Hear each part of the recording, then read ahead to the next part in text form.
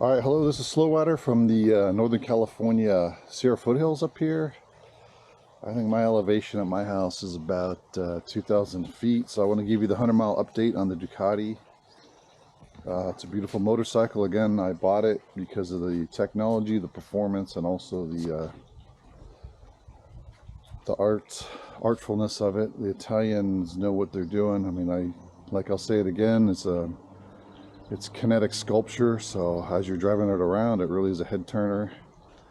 With the, I like the red, so the red and black really gives it that Ducati spicy meatball look, which I like. It's got the quad exhaust to tell people, you know, you got a V4. All right, and it's got the fat tire. I've already had people think it was the Batmobile, the Bat bike, so it's pretty cool. They like it. Just in general, it runs good. What I like about it is it's easy to drive for a big bike. I guess it's around 450, 500 pounds, but it doesn't feel like it.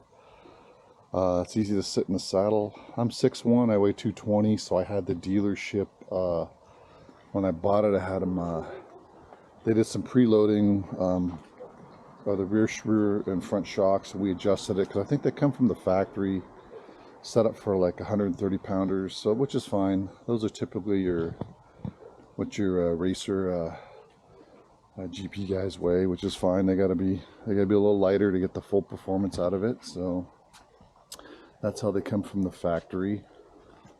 What was I gonna say? So taking it easy so far, because you know it's got new brakes, new tires, obviously a new engine, so you don't want to rev it above 5,000 or 6,000. But it's still fun to drive, so I'll do that till I get to about 500 miles. I'll take it to the dealership. They just do some minor maintenance, like oil change, and they just check it over real quick, and then you're good. Then you're good up to, I think, another few thousand miles before you even need an oil change. And I believe the valve adjustment is 36,000 miles, and that's because, wisely so, the engineers at Ducati use just the good old-fashioned valve spring assemblies, not the Desmo, which is fine. You know, I'm not going to be ripping this thing. I don't need 220 horsepower. The horsepower rating for this is 168 horsepower, but you know, you're typically using it probably in the, or at least me, Slowrider, I'm going to be using it probably in the 80 to 100. Yeah, I'm never going to be ripping it up like to the full 168 probably. So it's great. It's got some different riding modes. It's got wet, which makes sure you don't do any spin outs or burnouts or your tires slip, obviously, because of low traction. It has, I think, urban, sport, and then possibly track mode, and then off, which is off the hook mode. But I'm using it now in urban mode, which is crazy already. So those other modes, it's a whole nother level of existence in my book, and that's why I bought this bike. It's like 3 or 4 bikes in one, because you can tune it, everything. Not tune it, but you can select the modes. I mean, Ducati's done a good job. The control system's easy to use. I'll show you how to use it. It's got a supercomputer in there. There's a thing they call an IMU, inertial measurement unit, which measures the yaw, pitch, and roll. That's basically how your motorcycle is rotating in 3-dimensional space, and it also calculates the acceleration, how fast you're pitching or accelerating, and then it feeds that all back to the engine control unit and the ABS unit to control the acceleration forces and the braking forces. And so, for instance, if you're coming in hot to a corner and then you're leaning and you slam the brakes on, it's going to not slam the brakes on because you're leaned over. And then it's going to apply the brakes to the front wheel so that you rotate up, and then it's going to apply even more brakes. So it's going to really just optimize everything. And then also, if you're taking off, if you're coming into a corner and you just slam the throttle, it's going to measure the lean angle and the roll angle, and it's going to slam the throttle. But as you rotate up, it's going to slam it more. So then when you get vertical, it's going to go to full throttle. So I mean, it's really. And then, like, if you're to hit gravel or anything, the rear tire, it's going to feel that slip and not just keep rotating you to do a low slide. a low side maneuver, right, which you don't want to do, or any of those nasty things. But I'm probably not going to be driving it like these Mulholland guys, crazy. I'm more of a smooth operator. I mean, I'll still go fast when I'm smoother. I don't have to rip around the corners and things like that. I go fast when I can go fast, easy, like on the freeways. So what took a little bit to get used to, since I've been motorcycle riding for about 30 or 40 years, is the shifting. Ducati quick shift. You don't have to use the clutch, so that takes some discipline not to be trying to fiddle with the clutch. So when you take this thing off, it just, when you shift, you still shift, but it has sensors on the shifter that operate the clutch and the throttle, so it blips the throttle. So basically you hold it full throttle and just shift up through the gears, and it just goes wham, wham, wham, wham, wham. That's what it sounds like. You don't even let the gas off. And then on the way down, this was buried in the manual.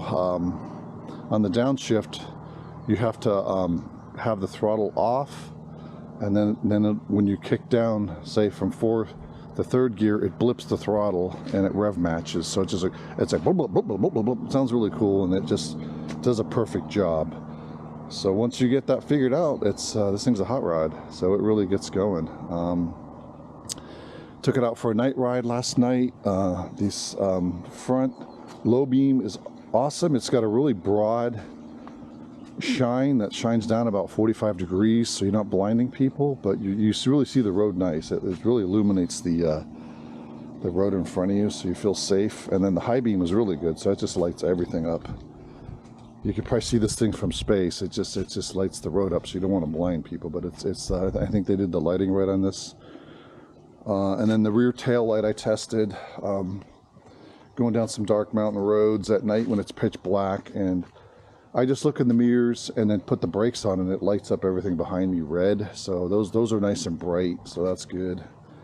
And also, if you read the manual, if you panic brake, not panic, but if you do a hard stop somewhere, the rear taillights flash, which is kind of cool.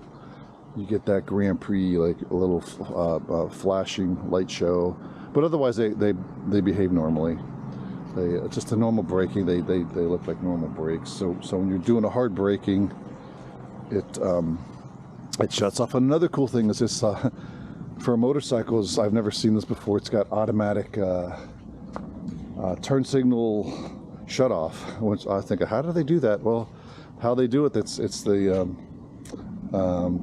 bike's computer is always measuring what you're doing and accelerating, so it knows when you've turned, and it just digitally turns off the turn signals, which is nice, you know, because I'm an old guy and I forget sometimes. So it's nice.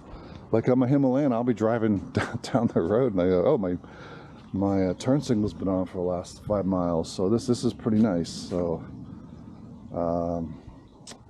I think with that, this video is getting longer. I'll do a little bonus clip on the Himalayan. So I bought these both from A&S Motorsports.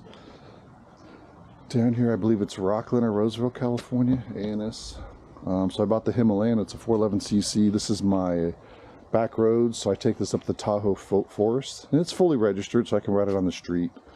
I put the rack carriers on it here, these metal things, and it extends out the back. And I bought this waterproof contractor case from Home Depot, bolted it on so I can go grocery shop and hold 2 bags of groceries. It's lockable. It's pretty nice. So when you go camping, you can load this up. And there's another box. It's modular, so it just snaps on with these.